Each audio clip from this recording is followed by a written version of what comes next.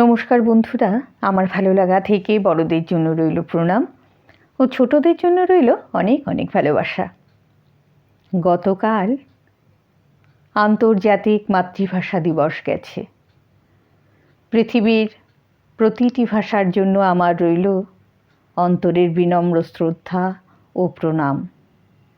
এবং আজ আমার নিজের ভাষার জন্য একটি কবিতা, কবি নমিতা চৌধুরীর লেখা বুকের ভাষা।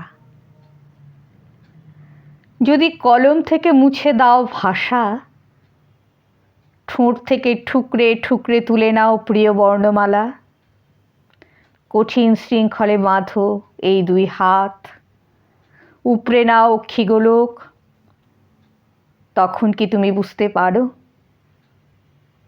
আমার গোপন ভালোবাসা বাংলার মাঠ ময়দানে ফকির লালন হয়ে ঘোরে, বাংলার আকাশে বাতাসে ধুলোর বাউল হয়ে শনশন পতাকা ওড়ায়। যদি কলম থেকে শুষে নাও সমস্ত কালির অক্ষর, যদি বন্ধ করে দিতে চাও সব দরজাগুলি, তবু কি বুঝতে পারো তুমি বুকের কঠিন পাথরে আমি লিখতে চাই অমলিন একটি কবিতা। নমস্কার।